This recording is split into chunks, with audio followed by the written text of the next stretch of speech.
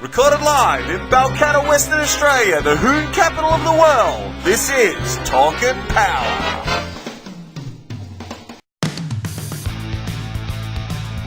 Gap is what happens when you hold to the floor and crush the man next to you.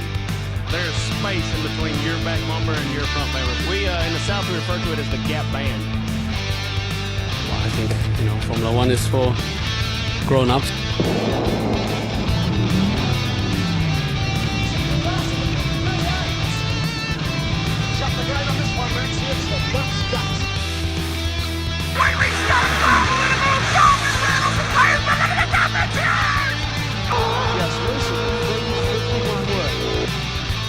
So, what about the sideways? You've got a race in your own lane. Now he's on the grass, he brings it back. That's a great driving there. Torque and Power, your motoring and motorsport podcast. Okay, everyone, welcome aboard. We are up to episode 14. This is the Talk and Power podcast. I am here with Simon Gonzo Travellini. Now, I just want to apologise to everyone. I've had about 5 hours sleep in the last 5 days, and I just had 3 cans of Coke. So I'm going to start off talking really fast and being scattered, and then as the podcast progresses, I'm going to slowly fall asleep. Frankly, I don't know how you're doing it. I really don't. I caught up, obviously, on Saturday, working on the Camry, and yeah, I was bushed by the end of the day. So the Camry, we're at about the halfway mark. I think we had about 80 days to get it ready, and we're at about the 40-day mark. We're into the 30s of what we've got left, I believe. 38 days, something like that, 37 days. So, and I think we've done most of the work in the last 48 hours, maybe. I reckon, yeah. It's been a fair bit. But it's looking like we've got a driving car now. Yep. It's actually slower than when we started, but sometimes you got to take some steps backwards before you move forwards. We do. Yeah, well, we'll cover off on the Camry a bit later on anyway. So I want to start up with the internet got broken the last few days. The Moits team running 5:58, unofficially the quickest Australian door slammer pass ever. Yeah. Zap's 5:63 was the previous. That is the national record because this was in testing. So you can't set a record in testing. But anyway, nonetheless, a lot of talk on the internet about were they on weight? Did they have the legal overdrive? When you've got arguably two of the best crew chiefs in the world, and God knows what they're paying them, flown over here, I think you'd be a bit of a fool to be running the car illegal. You'd want to run it legal so you can have the setup for the first race meeting. Yeah. But this is where the question is, what's legal today may not necessarily be legal tomorrow. Okay, so I'm not a full bottle on the exact setup on that car. I've had people tell me that it runs a Turbo 400. I've had other people tell me that it's a B&J quick drive. I don't know what setup it's got, but I believe it's got a torque converter in it. Yeah, okay. Right? Okay, so there's two things in the torque converter deal that, like I said, might be illegal today, not necessarily legal tomorrow. So the first thing is a lock-up clutch. You're allowed to, in Australia, run a lock-up clutch in a torque converter. Yeah. Okay? But you're only allowed to apply it once, just like the lock-up clutches with the manuals. Okay? Stevie Fast, listening to his car when he was running in Bahrain or wherever it was over there in the Arabian Drag Racing League, it sounded as though he was locking the clutch up, then releasing it, and then locking it up again. Yeah, right? okay. That isn't allowed in Australia. The next thing is, and this is something that I don't often talk about because really at the end of the day, I still consider myself to be a racer, even though I haven't raced for a while. Yep. And this kind of technology is stuff that, I sort of, I develop stuff like this, but I don't really share it with anyone. So there is this thing, this emerging technology that's been out for a while, and it's called a converter dump.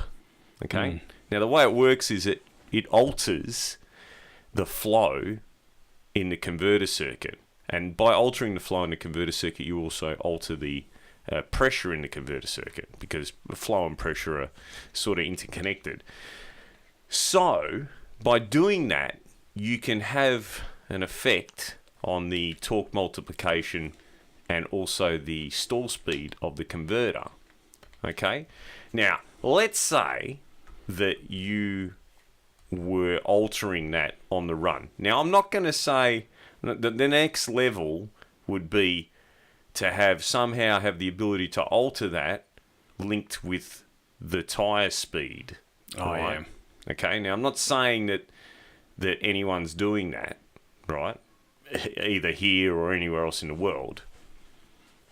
But if you are altering the converter as it's going down the track, right? If you're using a dump valve or several dump valves, or altering the pressure or flow of that oil, that's kind of, well, it's not kind of, it's the same as being able to alter the clutch as the car goes down the track. Yeah, okay. Right? So imagine being able to change so on a clutch you've got two forms of adjustment, and then you've got a third, which is lockup. So the adjustment is in what they call the base, which is how much pressure. So if you can imagine, that's how, if you were pushing down on the pedal, it's almost how hard it is to push on the pedal. The more base, the harder it is to push on the pedal. Yep. Like in the old days when we used to put like a 1 tonner clutch in our cars, that 1 tonner referred to how many pounds or how many tons clamping force. So 1,000 kilos, 1 ton of clamping force, 2,400 roughly,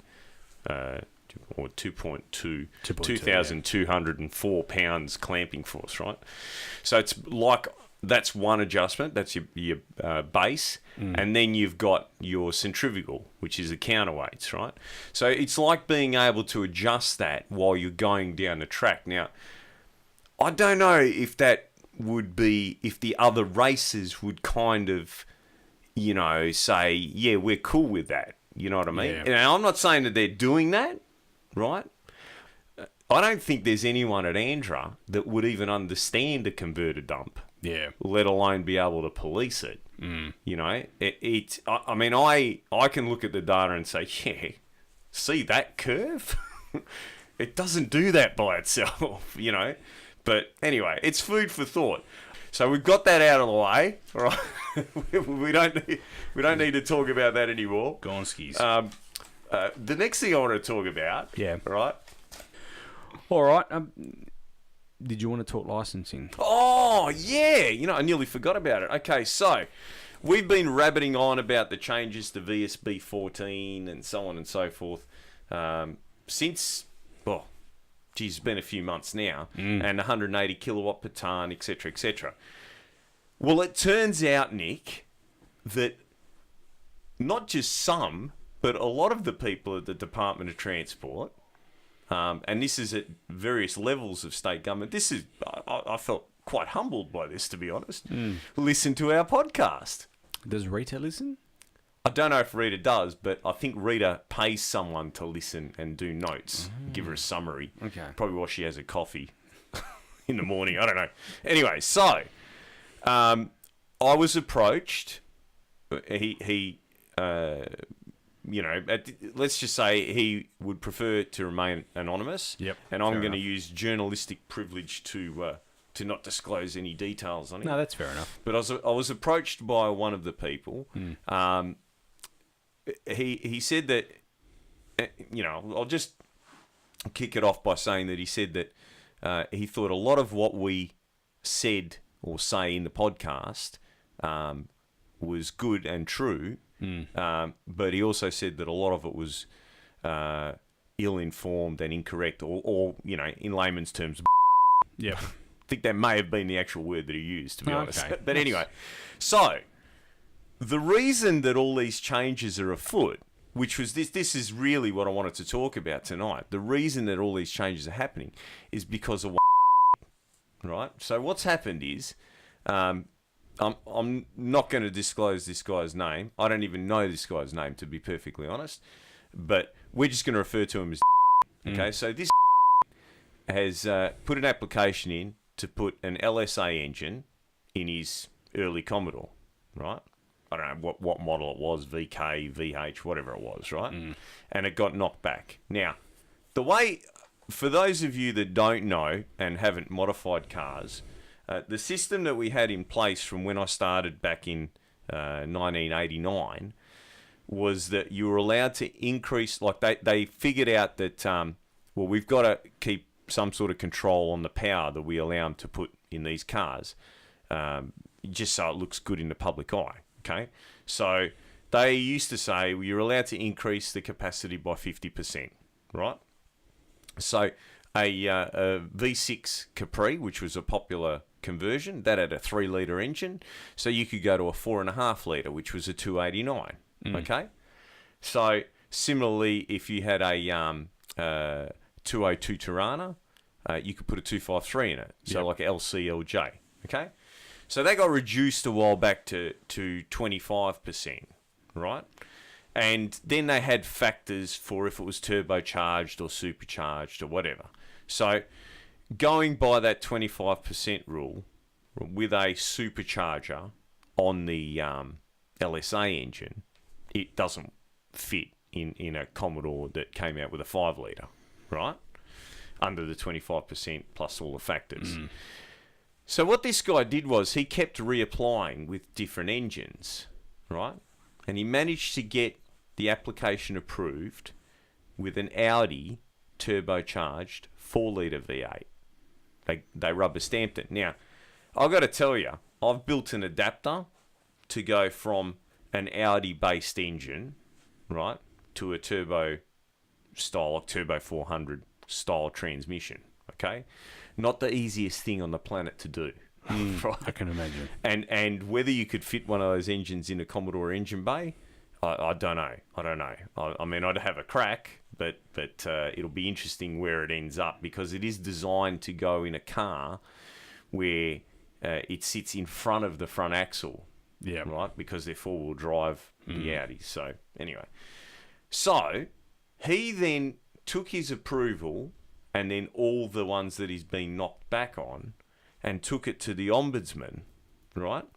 And his reasoning was that the 4-litre twin-turbo engine makes the same or more power than the LSA.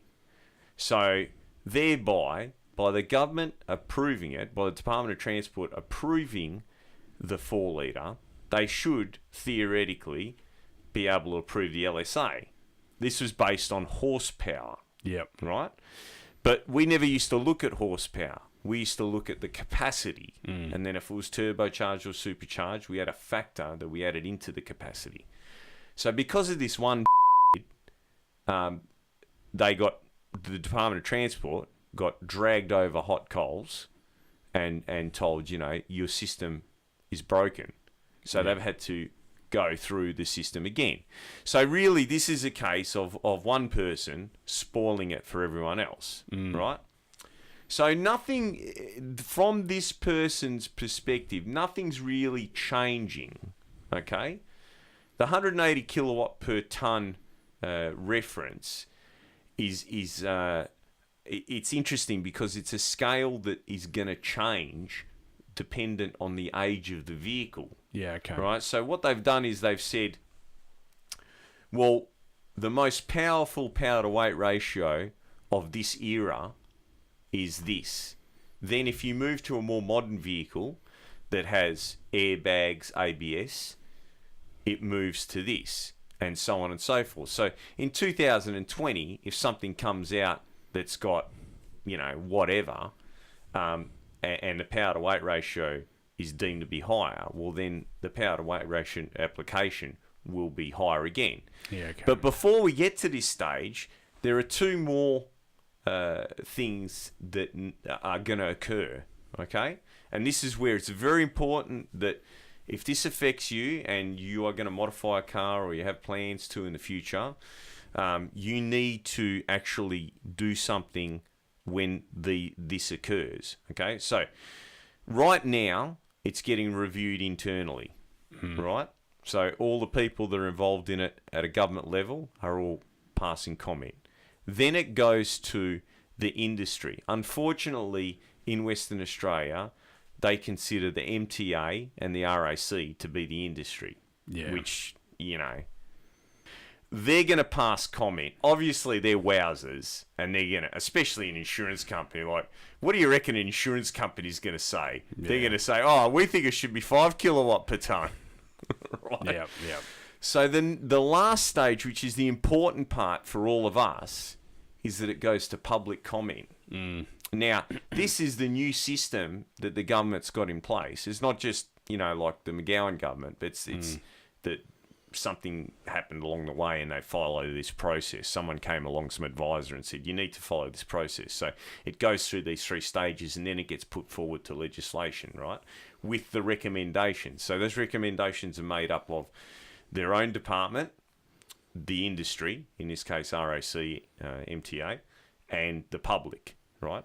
So you got to get on the government websites, not just Department of Transport. This happens across the board, and keep your eye out for this stuff. Yeah, okay. And when the opportunity comes, you've got to write in and you've got to say, hey, listen, I don't think this is right. I don't think it's fair, you know, et cetera, et cetera.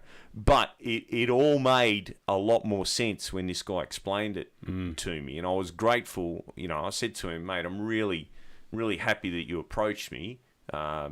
You know, it's I can understand how this came about. And if you think about it, it's logical because someone pushed and pushed and pushed for their own devise. They've created this problem. So we could have gotten away with a lot of stuff before because we were just looking at the capacity. We weren't looking at the horsepower output. Now we've been forced into this situation where we're looking at the horsepower output. So that's it. That's where we're at with it. Okay. Well, thanks for that update, and we're appreciative of that person that called you, even though we can't say his name or her name. We actually met. It was actually like, really? they got in contact with me and they said, you know, I'd like to catch up. They wanted to do it face to face, which I thought was that's even better. Look, there's people within the Department of Transport that don't agree with these changes. They you know, I think the problem with the world right now is we've got too much of this PC bullshit. Yep. Right? And, you know, there is always going to be laws that are not right, and there's always going to be morals that are not right. So you got to decide which one you want to follow. If you want to follow the letter of the law or what is genuinely right or wrong. So, you know, we'll see what happens. I know that when it goes to public comment, I mean, I'm hopeful that you'll be able to keep an eye on this and we can inform the public of it. Yeah. But, you know, it is what it is at the end of the day. GM is canning internal combustion engines. This is breaking news, to be honest. This only broke overnight, our time. So this is fresh off the press, this one here. So all you LS guys... You're screwed. Sucked in. So, I don't know, are they going to be GEs now? Yeah, well, that's right, GE. Now, I'm way ahead of the curve on this one, Nick. I'm way ahead of the curve because I've been thinking about this Camry and, you know, like... I reckon that we need a bit more power than what I'm planning. So I think we should be going hybrid. We should strap a starter motor to each wheel or something. You know, fill the boot full of batteries. Just smash 100 volts in one of those 12-volt starter motors. You reckon it's a goer? Well, I've done a bit of research into that today, and it's not the most cost-effective way of doing things. But anyway, I don't know if I've been led up the garden path on lithium-ion batteries, but it's kind of shocked me. So Nick's gone to get some prices on batteries, right? So these batteries are like, you know, car batteries, but they're lithium-ion. And they came back with a price of $2,000. $2,000 for $2,000 each. Yeah, and then another mob came back at, they could do them for $1,400. Wow. So, yeah. That's a big price difference. It is, yeah, it's huge. I would have gone back to the first mob and said, hey, dude, the dudes up the road can do it $600 cheaper. Yeah, well, we won't mention names. Anyway, so I guess the writing's on the wall. Now, I predicted... when we started doing these podcasts, that in 20 years' time, right? So 2037, we won't have cars at all anymore. Yeah, yeah. So they're talking full electric by when? 2040. So 2040. you're 3 years off. Yeah, but hang on, they're still going to have wheels. Yeah. I don't reckon we're going to need wheels by then. I think GM's behind the 8 ball. It's interesting. This was just the vice president coming out saying this overnight. It obviously hasn't gone past the board or any sort of, check off. But if that's the GM directive, executive vice president, he'll be putting that in front of the board, no doubt. Well, in the meantime, NHRA, Clay Millican. What an awesome run. New ET record for Top Fuel. This makes him the quickest man on the planet, I believe. It does. Do you want to hear? I do, but before we go into that, we're going to be in line now with the US, so people will be able to compare our ETs on a worldwide platform. That's correct. Because now this has got nothing to do with Andro. You have to remember that the Thunder 400 people are not Andro. They're not IHRA. They could be somehow linked to ACDC. Thunder. Anyway, so the Tony Wedlock, he has announced that due to growing concerns over the tracks that we race at, that they've decided to shorten the racing distance for Top Fuel to 1,000 feet to bring it in line with the rest of the world. Now, Kwinana's got plenty of braking area. Yeah. I mean, something pretty bad would have to happen, but I guess it is what it is. It doesn't affect me. I don't drive a Top Fuel car, so... You don't have plans to do it one day? No. Okay. I don't even think when I'm 80 I'd be old enough to drive a dragster. Chris, what's his name? Chris Karamassis. Oh, he's 80 plus. Yeah. He's still racing. No, hasn't. Well, they're only racing 1,000 foot anyway, no, so that's true. He's only got to hold his breath for 3 seconds or something. So yeah, let's get on with it. So yeah, next time you go to the drags, there's a lot of things changing here, like the auto shutdown system. They haven't made it mandatory, but I'm sure it's going to happen. I guess what ultimately all this means is that it's going to be more and more expensive to run. Yeah, of course. But I guess safety comes first. So yeah, get back onto the NHRA. So yeah, Clay Millican, quickest man on the planet. Let's have a listen to this. Yep. You're going to have to run 367 if you want the pole. Or better. Brittany's car didn't make it. Oh, 3.6. 3-1. 330 miles an hour. Hey, Gateway, that's the quickest run in the history of the sport. That's a new national record. 3.631. 330 miles an hour. Clay Millican throws down. 2.90 seconds at the 8th mile, 294 miles an hour, and nobody has ever run that quick in a Top Fuel car. For Doug Stringer, for David Grubnick, for Great Clips, Parts Plus, the University of Northwestern Ohio, that's throwing down on Friday night. That was a Friday night, obviously, as you just heard then, in practice. So, yeah, it was great to see Clay Millican after he's winning his first NHRA meet earlier on in the year after the tragedy of 2 years ago when his son passed away. It was really good to see him do that. Yeah, it's been a long road for Clay Millican. Clay Millican was IHRA multiple IHRA champion, and he has been running NHRA for so many years and just gotten nowhere. So it's really a big step in the right direction, big move. Pretty impressive numbers, really. It is, yeah, no doubt about it. It didn't help him through eliminations, however, as Steve Torrance went on to win. He's really striking up some wins now, Steve Torrance. Consistency, I think. Yeah, it's all about the consistency. Good to see Ron Capps win one. Yeah. Been a while since we've seen Capps in the winner's circle. Yep, so Ronnie's won one. Greg Anderson as well has come runner-up for the last few meets, so it's good to see him have a win. Greg will always be my all-time favourite in pro stock. He is so cool. And, He's cool. And you know, like... he'll win an event. And he just plays it down like, we struggled a little bit in qualifying, and we had a few problems. We had to change the motor out. But, this is a good win. Good win for our sponsors. He's great for the sport, and I'll tell you what, he's into his 50s now. Oh, yeah. He's been around. He still looks pretty good for his age. Yeah. Yep. Not as good as Lee Beard. No. With the best hairstyle. No one has Lee Beard hairstyle, that's for sure.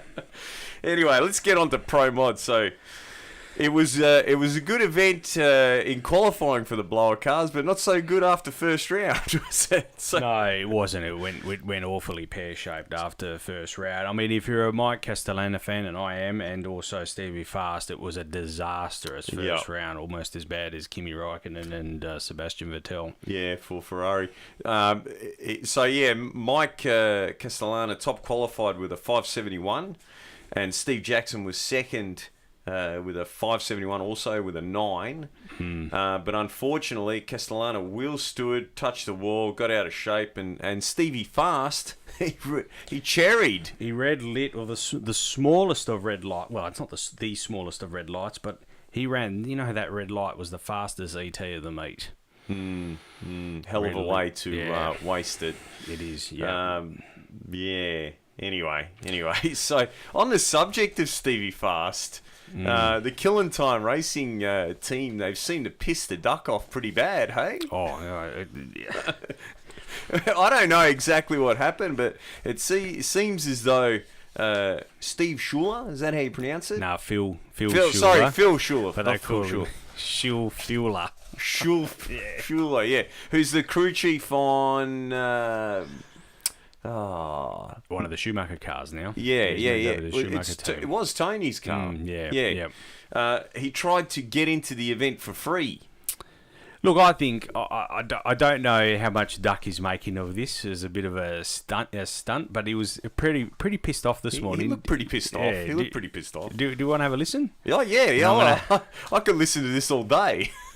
And I'm gonna. How are you gonna play this? I'll have to go out and put beeps in afterwards. It's just gonna be one long beep. It's pretty much from start to finish. Let's have your together. When you roll up to the gate, let's have some cash to get in. How about that? Okay. If you can afford now, if you want to pull off a valve cover or a rocker arm and leave it at the gate, that's fine. If you need to sell off a nitrous bottle or a blower belt or whatever you gotta do to get through the then that's what you got to do. But don't come rolling up here, poor mouthing us at the gate, and then call up like we're treating you like some kind of criminals. You're the one trying to get through the gate without paying, not us. It's 7 months to come up with like $4 Killing Time Racing in bad That's some grudge racing, no time shit right there. Phil Schuler, when you lose the bet, PayPal ready. You ain't got 37 cents to get through the gate. Now let's get together. Get Stevie Jackson over here and get this bill paid. This ain't no time. I really look. I love the Duck. I think he's great for the sport, but I really do question when you alienate one of the biggest names in the sport. I understand where he's coming from, but surely it could have been handled in a little bit more diplomatic fashion. Look, I get the feeling that look, we've all jumped on the Stevie Fast bandwagon, right? Yeah. And obviously his popularity, because we're all talking about him, has grown to the point where maybe the guys from Killing Time, Phil and Stevie, maybe they think they should be getting paid appearance money. Unfortunately, I've seen promoters do this before. Back in the Ravenswood days, you could argue that Zap was the reason that nearly everyone went to Ravenswood. Because I mean, the caliber of that car in terms of its performance was so far in front of anything that was around at the time. So he never asked for appearance money, but he did say to Gary once that, you use me on the TV ads, could you give me some, free entry? Which I didn't think really was really a big deal, you know what I mean? In those days, it was like $100, you know? So Phil. So Gary took him off the ads. Yeah, right. That was the solution. That was his That was the solution to the So I problem. think this is exactly the same. Yeah. Now, was there any grudge racing at this event? There will be. It hasn't happened yet. Oh, This is still the lead up to No Mercy 8. Right. By the time you're hearing this podcast, it'll be well underway. It's the actual eliminations commence on Friday evening, go through to Saturday, and then Sunday as well. So, but there are grudge races locked in for Wednesday and Thursday. Yep. Yeah. Well, it'll be interesting to see how they go. Yeah. So I know next podcast we'll give you a full review of that. This is one of my favourite races of the year. This and Lights Out really does spark some interest. So if you're going to the event and they play the national anthem, Oh, yeah. don't kneel Do not kneel. because you will be dragged. Can we quote him? Can we Yeah. quote him? Oh, you Are we allowed quote to away. We're allowed to quote, aren't we? Let's quote. This is Donald Long in regards to The duck. the duck. In regards to, I mean, I guess it let's fill in the story here. In recent times in the NFL, in the last couple of weeks, a number of players have knelt during the national anthem. Now the NFL have Now this is because of the Black Lives Matter. Me personally, I think all lives matter. Right? Yep. Black, white, yellow, green, whatever. That's right. But they have taken it upon themselves. Now, I feel that particularly in such a patriotic country as America, you disrespecting the national anthem, disrespecting the flag, it's probably not the smartest thing to do. No, that's right. Particularly if you're in one of the southern states. That's correct.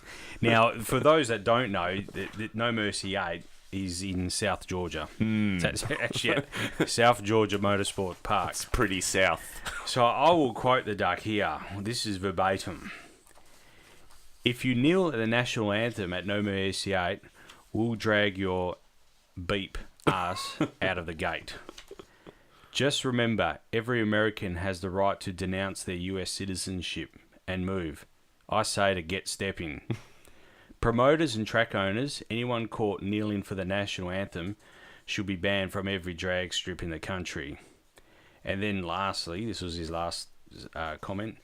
If you're watching the free live feed and we're playing the national anthem, stand your effing ass up and get off the couch. So he hasn't been backwards in coming forwards. No, there. and neither have the NASCAR brigade. No, that's correct. They have backed Donald Trump 100%. They have, yep.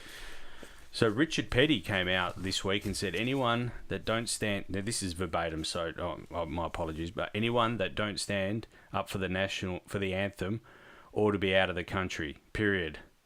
What got them where they are at? The United States. Yeah, so if you didn't understand that, Nick just quoted it in hillbilly.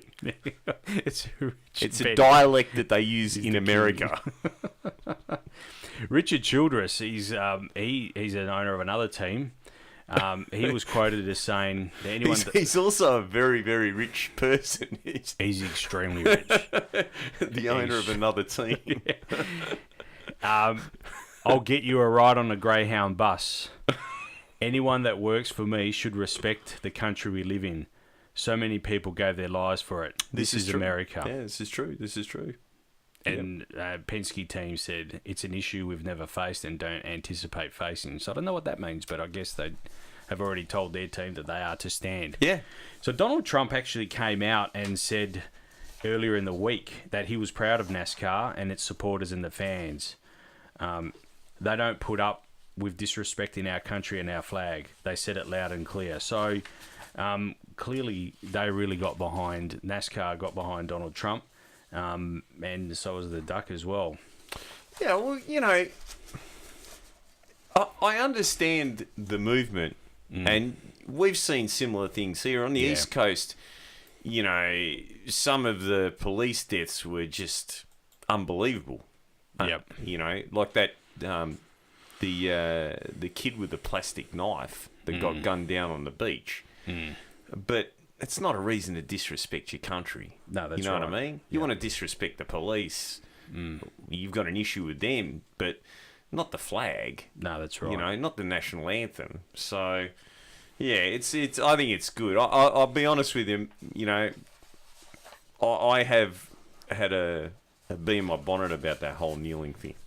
So the only reason why I brought it up is I wouldn't normally bring up something like that, but it's playing into motorsports, or it's people using, I guess, motorsports or that sort sports of in general. In general, yeah. But it's interesting how the NFL. Yeah, but this is the same. You know, I don't think there's a place for any of this in sport. Sport's about sport. Yep. Right. Yep. So anyway, let's move on. Formula One. Yes. Malaysia. Yep. Devastating race. I had to turn the TV off and go bury my head in the sand.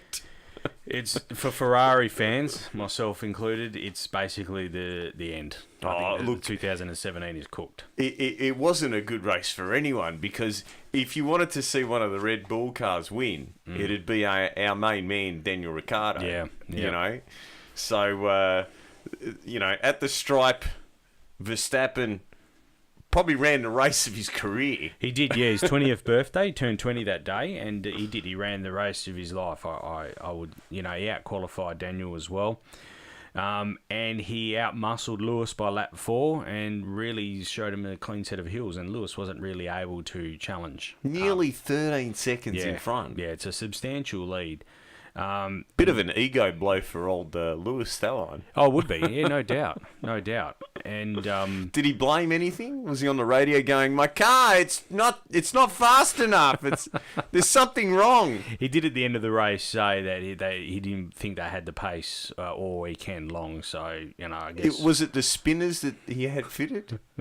They had some. It's funny you should say that. They had some body modifications done for this particular race. They did have some body mods done. Did he get a new tattoo? Was it that? No, I don't think so. No, I don't. Has he got a new grill? That's a teeth grill, in case you're not watching the video. Anyway, it was an interesting race. It was interesting. It was probably one of the better races of the year, to be honest. But just the result was so disappointing, and then the disaster of Ferrari. Yeah. Now, just before we go too far with that, right? At the end of the day, Sebastian Vettel, he started like last. He just about started from the pits. Yeah. It was the final position on the grid. He worked his way up to 4th, right? Now, in Formula One, that is incredible, because overtaking opportunities, are few and far between. Yeah. So, if he had been up there, it would have been a completely different outcome. But I have serious concerns, however, for the damage that they sustained at the end of the race with his collision with Lance Stroll on the cool-down lap. That I have concerns that they've damaged the gearbox, so they might need to take another grid penalty if they've got to change that gearbox. Oh, geez, they need to change those rules. Those rules are so stupid.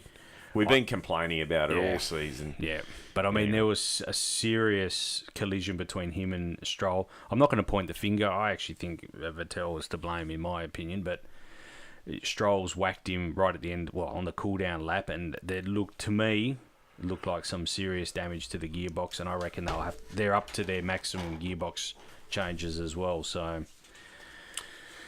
it's not looking good. So, Nick, I've got to ask you, you obviously heard about Haas.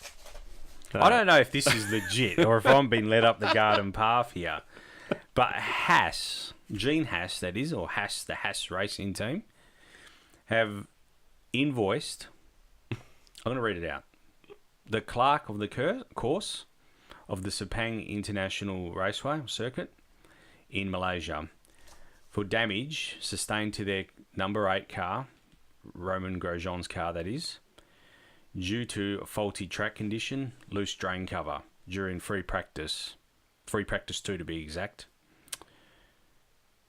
Do you know how much they've sent an invoice for? I do. $295,000.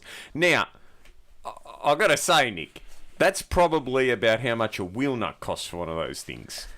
I don't know, as I said, I don't know if I've been had here, but I've seen it come across this invoice. Not that they sent me the invoice, but it was on social media. It looks legit to me. It looks legit, but I don't know if it's I can't vouch for its authenticity, but it looks the real deal to me. $295,000 for damage sustained to that car. While we're talking, we'll just finish off with Formula One. You know, we were actually blocked on our YouTube channel for content in our last podcast. You want to finish with that? I wanted to talk about Aston Martin. Oh, no, we'll continue on with that. But no, the reason why our last video took a few extra days to get online was because every time I put it up there, it got blocked. So then I made some changes and put courtesy of Sky Sport, but no, they weren't happy with that. Sky Sport took exception to us using some of the imagery from the Singapore Grand Prix. Well, can you blame them? Have you ever watched Sky Sport? It's shit. so they'd be shitty that we're getting better ratings than they are. Anyway, as this has led us to, basically we've had to make amendments to our Formula One coverage on the podcast now. So improvise. We have to improvise. Improvise. So if you're watching the video, this will actually be quite funny. But we've got this whiteboard. That's the highlights there of the Malaysian Grand Prix. I'm going to stand up here, right? I'm just going to have to move this microphone just so I can direct everyone to this. Okay, so what we've got here, I don't know if this is going to go around here. Here we go. There we go. What we've got here, this is Kimmy's car at the start of the race. So it was cooked. Right. So that's the and all the I haven't drawn the crowd cheering. I don't know what they were cheering about. That pissed me off. Something cheering. Anyway, there's Sebastian. See the back of the car smashed. Yeah, it's at the end of the race. It was at the end. And this is Verstappen giving the thumbs up there. So there you go. So to all of our Formula One fans, I'm sorry we can't bring you the Sky footage, but we'll have to do that from now on. We'll have to draw some pretty pictures.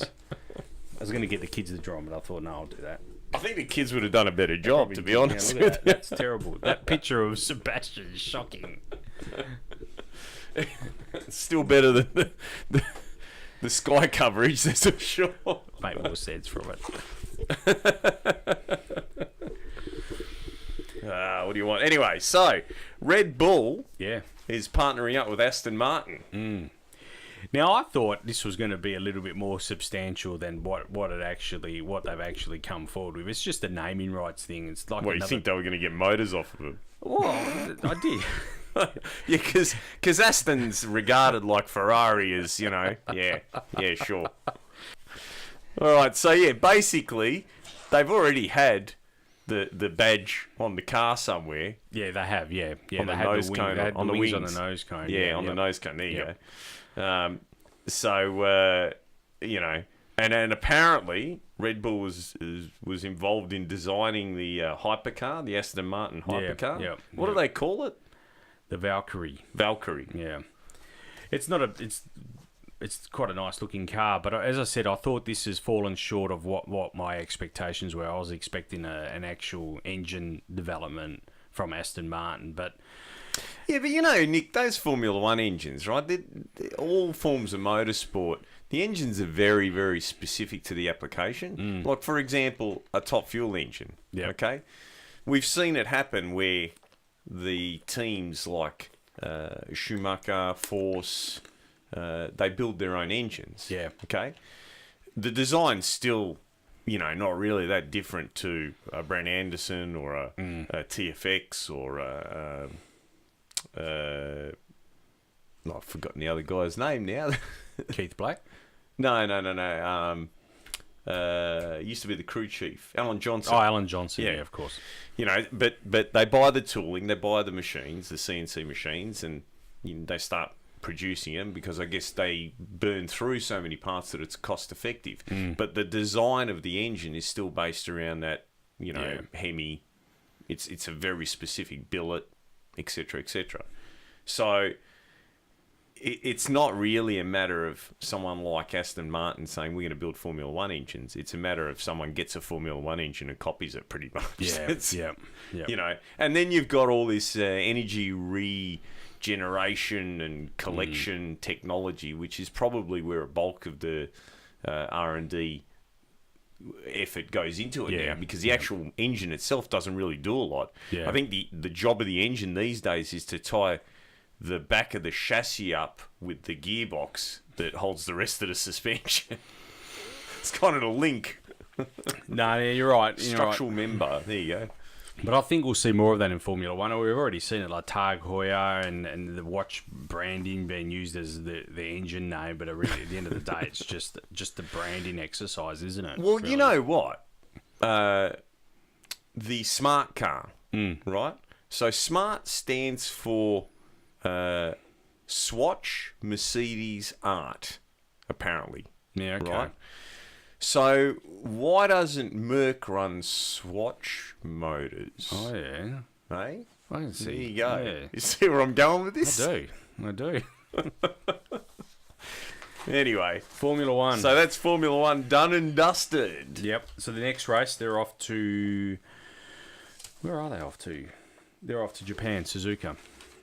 The MotoGP is off to Japan as well for their next race. All right, so V8 supercars.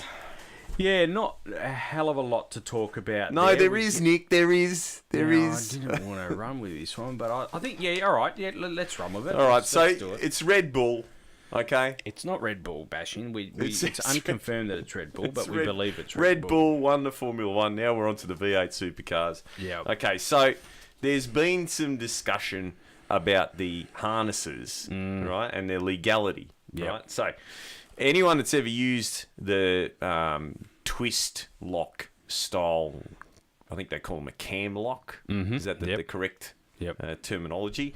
So the way it works is the crutch strap, right, has the locking mechanism on it, and you buckle all of the belts in, right? So if you pull one apart, which I've fixed them in the past, which I don't think you're meant to pull them apart, but there you go. They've got a pin for each other strap. So for the 4 straps, there's a pin. And the pin looks very much the same as the pin that you have on your door, right, where it has a taper on one side of it. So you pull it up, grab your strap, push it down, click it in, grab the next one, click it in, etc., etc. Now, it appears in the footage that the Van Gisbergen car. That's correct. Yeah. Yep. Yep. One shoulder strap stays attached to the locking mechanism, suggesting that one of the pins has been made permanent. So when you turn, it doesn't release. Now, obviously you're not meant to alter those things because they're, FIA, SFI, etc., etc. So it's interesting what's going to unfold here. But what I'm waiting for is if it's, proven that these guys have been tampering with it. As far as I'm concerned, a safety infringement is probably the worst form of cheating that you could possibly have. Will they take action against the team? Will the team be penalised? No, this will blow over. You reckon? Yeah. Not if we make enough noise about it. No, but it will blow over. The problem I have with it also, it's an infringement on the safety rules, but it's also it gives them an advantage. Oh, massive advantage. Massive. And that's a lot of people wouldn't understand. We probably need to explain that to some of our listeners. So when you're doing a driver change, exactly, you need to buckle each one of those in, right? So not so much on your short track events, but your endurance events, like Sandown, Bathurst, Bathurst, and then we've got Gold Coast after Bathurst as right. well. When you do a driver change, and you have to do a number of driver changes now, and the way the V8s do their thing, they make everyone do like Formula One. You got to have this stop and that and the other. So every time there is a driver change, that means that they have the potential.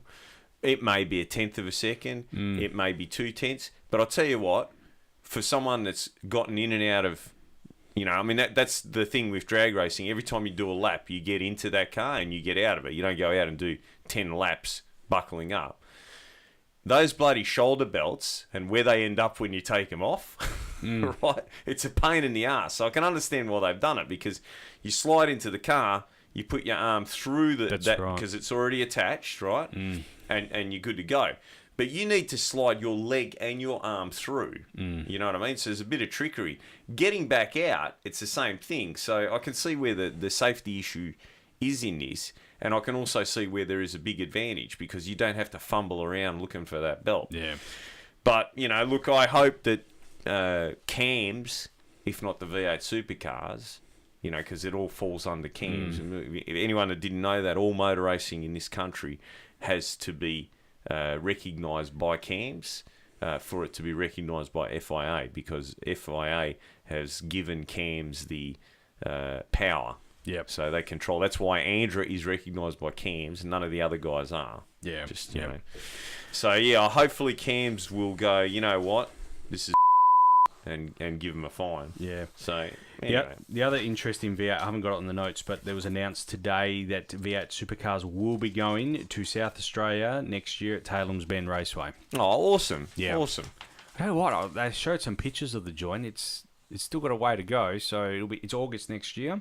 But it's is the bitumen down? No, it didn't appear to be in the photos that unless they were old photos that they showed today. But there didn't appear to be bitumen down. But I'm sure they're on top of it over there in South Australia. I'm sure. Well, they got, the owners are not short of a quid. That's for sure. Yeah. Okay. So, yep. So I'm trying to find my notes here on the MotoGP. MotoGP. You want my notes? No, it's okay. It's okay. They don't have any seatbelt issues on the MotoGP. No. None whatsoever. Unfortunately, the only issues that was had on that weekend was Marc Marquez's backflip. He couldn't quite master that after his win, but that was about the only drama he had. I didn't see that. Oh, he fell on his bum, but it was it was an interesting race from Aragon. Very interesting. Looked hot. I got to tell you, okay? I don't care what anyone says. Valentino Rossi. Oh, yeah, it's amazing. What the? He had a broken leg 3 weeks ago. He just made everyone... And who was it? Zarco. Yeah. Zarco said that for anyone that qualified behind Rossi, they should be embarrassed, right? Because, he broke his leg. It was 3 weeks ago. But before the race, 3 weeks before the race. I think it was only 2 weeks Yeah, before that's the what race. I mean. I think it was like 14 days or 13 days, something like that. Yeah, yep. That is unbelievable. Right? He qualified, what, third? Yeah, third. He actually, in practice, he was the fastest in practice. Yeah. With a broken leg. Broken leg, yep. That's, anyway, so it was an interesting start to the race. Yeah. It was good to see. I know you're not a Jorge fan, are you? No, not a fan of George. Yeah, but I am a Ducati fan. So it was he qualified first, yes, and he was streaking away there at the start of the race, but I'd say he was on a different tyre. Is that what the story was? Marquez's tyre, he went for the medium, and that seemed to prevail at the end of the race. Yeah, as it will. I mean, a lot of people talk about Dovizioso and his ability to save the tyre.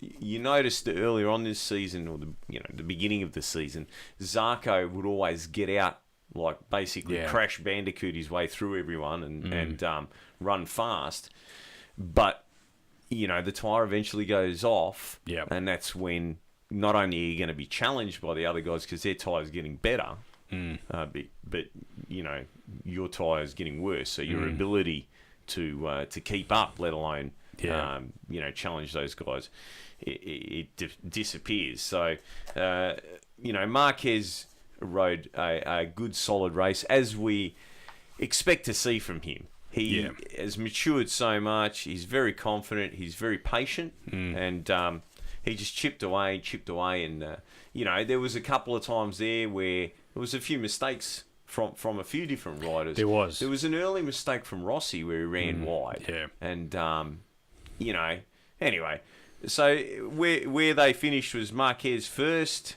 Danny Pedrosa right up his rectum.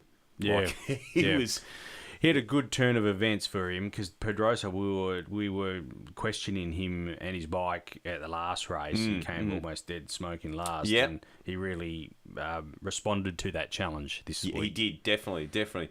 Vignali's in fourth and Rossi in fifth. I think that the sad one out of it was Dovizioso because he just had a shocking race. Yeah, he came in sixth. I haven't got it on there, but he came in sixth, and I think it's looking difficult for him now. It's looking difficult in the championship. Yeah, which is sad. Same with Viñales. The beginning of the season, we both, thought that he would. We did. He came out strong. Viñales at the start. He did, but he's petted off. So, yep. There's still a few more races left. Yeah. And the points are still not that. It's the opportunities there for someone else to take. It definitely is. Yeah, at this stage, got Japan, and then they're straight after Japan, so they're going to the Twin Ring Motegi in Japan, and then straight after the weekend after that, they're here in Australia, at Phillip Island. Yeah. So it's still doable, but it's more difficult. Let's put it that way. It's going to be anyway. It's going to go to the wire, I reckon. No doubt. It's going to be close. Okay. I think we've covered everything, Nick. We have. I mean, we don't. So the Camry. The Camry. The Camry. We're getting there. We so we drove the new Camry CSI Superleggero. It's amazing. The torque and power. We have a problem. Before we did all the work to the car, it would do a burnout. No dramas. Smoke both front tyres. Fill the workshop full of smoke. Now it won't. So, but then when you gun it, it's got no traction. So yeah, I don't think we're really moving in the right direction. Although we've got a car that actually drives now, and we didn't, and we actually probably were questioning whether we would at any point in time. So where we're at now is we've got two ECUs, right? One to run the transmission, one to run the engine. And Jamie came past and picked up the wiring harness. That's Jamie from Shift Kits Australia. Shift Kits Australia. Who doesn't just do shift kits. He does beautiful EFI harnesses. He modifies. He can. He's like yourself. He's a diploma engineering electronics, and he does all sorts of weird stuff. CAN bus. Gets tacos that are meant to talk to engines to work, and so he's got the wiring harness. He's putting that together for us. The bottom end, which we, I don't know whether. So what we've done is we've got a car that's running.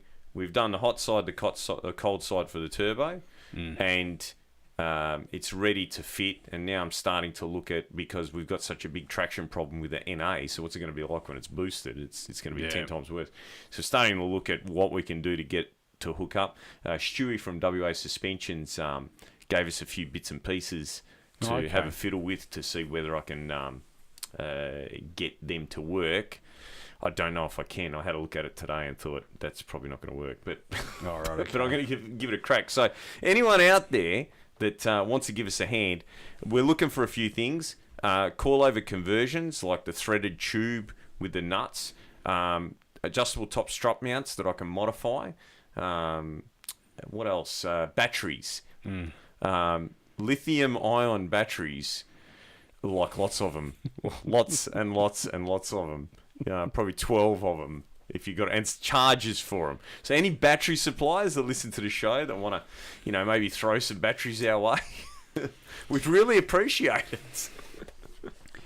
It's been a very steep learning curve for myself as well. I didn't think we'd progress this quickly, this far. I actually think we've done not me. You've done a lot of work, and I can't believe we've progressed this far. And we've still got a running car. Yep. That's not that far off from being. No, I think we're getting there. I've got injectors left to get. We've got to make the surge tank, and I have to modify the suspension. I've got no choice on that one because there is no way this thing's going to hook. It doesn't.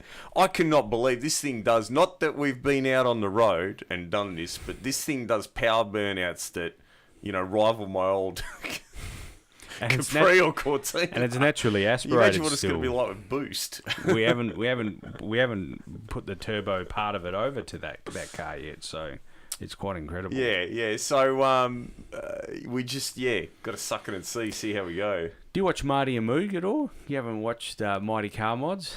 They're on YouTube. So, look, there's a few things that the last week I've had a lot of people. I didn't think that we'd released any videos lately, but I've had a lot of people come into work telling me that they, follow the podcast and they watch the videos and stuff. And there's a few things that they've been talking about. Mighty Car Mod. Oh, that's who I was. Captain Scud. I was going to get Captain Scud to come on the show. Give us some pointers. Who's that? Don't you know who Captain Scud is? Oh, mate, you've got to Google him. Captain Scud came to my workshop today. Yeah, right. Yep. Came down to say good day. Came down to tell us we're doing a fantastic job with the podcast and very keen to see the Camry. Reckons he might be able to get some ideas and give it back to his cuzzy bros over in NZ, eh? Oh, okay. I've been hassled about Mighty Car Mods, right? Scotty's show, right? And also Bozza. Have you ever heard of Yeah. Bozza with the RT charges. That's the one. Yeah. Bozzinator. Yeah, Bozzinator. Bozzinator. So he does some pretty good stuff. He's very professional. His videos are very professional, and I believe he's got a lot of talent there. Unfortunately, we're all stuck in WA.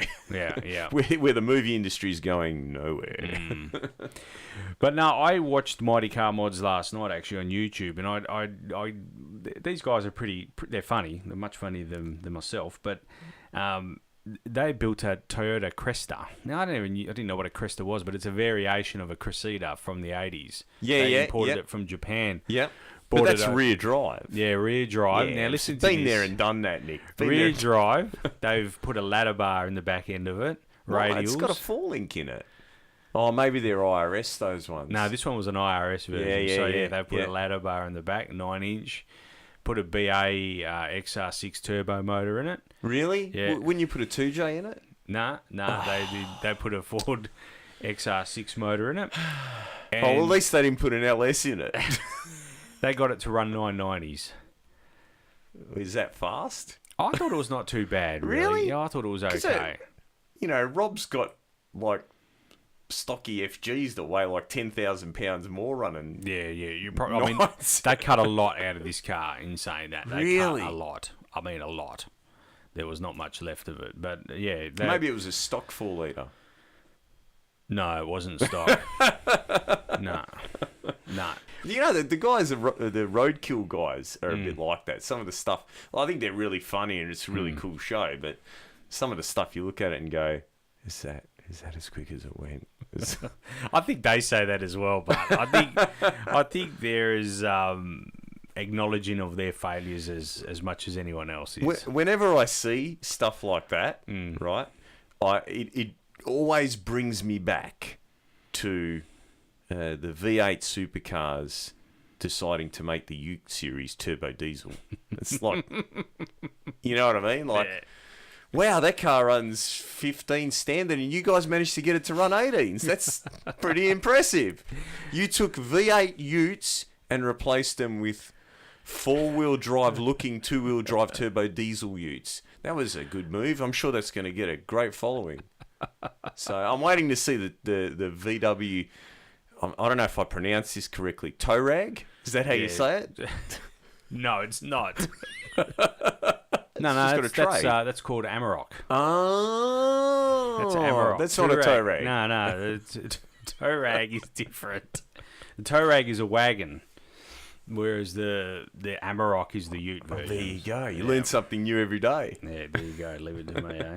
All right, let's put a lid on this. Eh? Let's just thank our sponsors. So All Fast Torque Converters, that's you over there. Shift Kits Australia. Speaking of which, just sorry to interrupt you. Our billet aluminium bolt together converters. Yeah, we've been moving a few of them. Have you? Yeah. I'm as surprised as you are. Where have they been going to? In Australia, but yeah, I mean, you know, traditionally, when you're spending that kind of, well, we're still cheaper than the Yanks, but when you're spending that kind of money, people tend to buy them from America because they think that the American ones are better. But yeah, we had a couple of people ask about them. As part of the deal, I've flown over and pulled them apart in front of them, got them to reassemble them, showed them the different stators so they could change the stall speed, make them understand, like taught them a little bit about the torque multiplication, what the RPM curve does, etc., etc., so they can look at their data and change it. And yeah, I mean, it's all been very, very positive. So you know, we're going to move forward with that. Also, a lot. You know, Power Cruise is just around the corner. Yeah. I think have we got one more podcast before Power Cruise? We will do, yeah. No, we won't actually. We won't. No, we won't. No. Well, I've got a couple of cars in the shop, some No, we won't. No. very, very strange conversions. All right. Like the one that I'm working on at the moment, which I'm hoping I'll get done before the end of this week. So hopefully before the podcast goes to air, a BMW turbocharged, and we're fitting a C4 to it. Yeah, that you were working on that on Saturday as well. I was making the adapter on Saturday. Yeah, That's correct. That's to go between the ZF bell housing and the C4 transmission. Yeah, okay. So today we did the shifter mount, the cross member, and I started assembling the transmission, and the converter's done because we had to work out the heights and that. Phil at Final Drive's doing the tail shaft, so fingers crossed we'll get everything in and he can go and have some fun. You can't really, for some reason, the ZF doesn't really like the 3.5 litre turbo. It's not liking life at all. Why am I not surprised? So yeah, there's a few oddballs that, and it's a usual last minute racing. Everyone, you know, goes, oh yeah, I should be able to get it done the day before. Yeah. All right, yeah. So yeah. Anyway, all fast torque converters, Shift Kits Australia, SCM Performance, Charlie, Paul at Keys Transmissions, Trevor at BG Mechanical. Challenge batteries as well. Yeah, Challenge batteries. Yeah.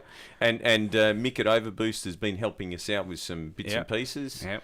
And Robert Monster Talks offered if we want to use the hub dyno, because front wheel drive is a little bit scary on the rollers. Yeah, okay. So when we get to that point, we'll also the Peter from Engine. Remember Peter, Engine Protection? Oh, Peter Gardner. Peter Gardner, yeah. They looked after us for some bends for the exhaust and other bits and pieces. Yep. So, Stewie Bond at WA Suspensions. That's correct, yep. And Johnny Alardi as well, Benzine's Detailing. He's going to give the car one final lick over before we head off on our... Jesus, has he seen the car? No.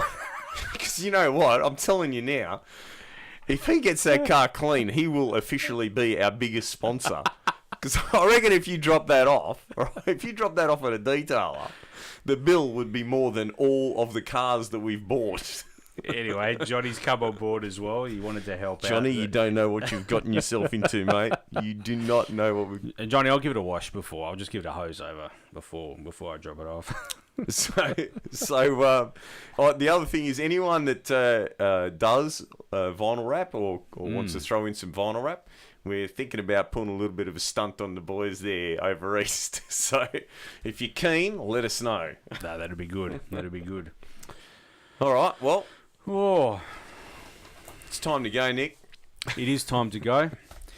So thank you. Oh no, one last thing. That I just want to mention. We have done a voiceover. We talked about it last week. So get on to the Girls Talk and Kids Educate Facebook page. Support their cause. They're currently running they're filming an anti-bullying campaign. That will be debuted at the Perth Motorplex on the 28th of October, which is the opening meet. And that video there was just promotion that they've done to promote anti-bullying. So get on board. We've done the voiceovers for that, and I was very thankful to Andy for asking us to do that. Yeah, thanks, Andy. That was excellent. So, yeah, get on board. All right, that is it. We are done. We are cooked. It is 1 hour 17. Incredible. So, subscribe to us on iTunes, Podbean, SoundCloud. Like us on Facebook. Oh, and Con as well. Con won the T-shirt. Con. So I've got to catch up with Con this week and drop his T-shirt off. The No Fair Camry. The No Fair Camry. So thanks, Con, and thanks for everyone that shared the video as well, and the subsequent. When we drew it we didn't draw it. We decided, but we did a video on the weekend as well. We had some really good ones right at the end. Yeah, that flagfall was a pearl. Yeah, that was a pearler. Yeah. What was the other one? Scamry. Yeah. That's a good one. It was pretty cool. Even our wives entered as well. Mario Kart. Your wife submitted Mario Kart. And tax ease from my wife. I've got an announcement to make. Oh, what's that? I'm going to be a dad. Yes, congratulations. Well done. That's excellent news. Yeah. We really are ending this podcast on a high, aren't we? Yeah, it's pretty life changing, I guess. Amazing. Yeah. So the Mario Kart thing, for those that don't work with my wife and wouldn't know what it is, when I started dating Nicole, everyone noticed that there was this Italian guy dropping her off at the airport and picking her up, and she wouldn't tell anyone my name, so they nicknamed me Mario. Right. So I thought that was quite funny because Nicole looks a lot like Princess Peach. Oh, yeah, right? yeah.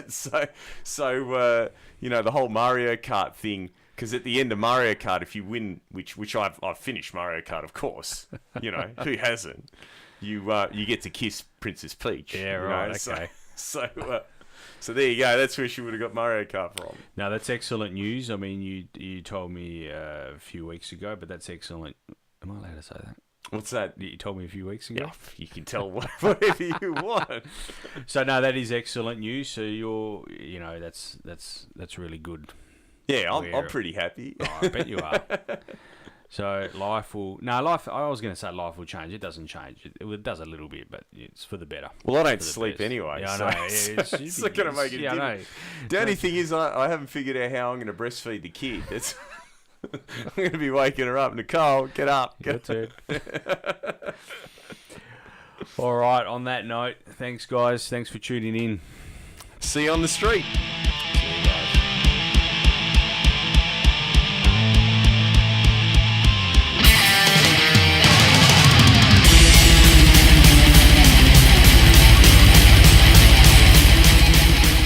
Talk and Power stresses all characters and events on this podcast, even those based on real people, are entirely fictional. All celebrity voices are impersonated poorly. We do not encourage street racing or the use of turbochargers.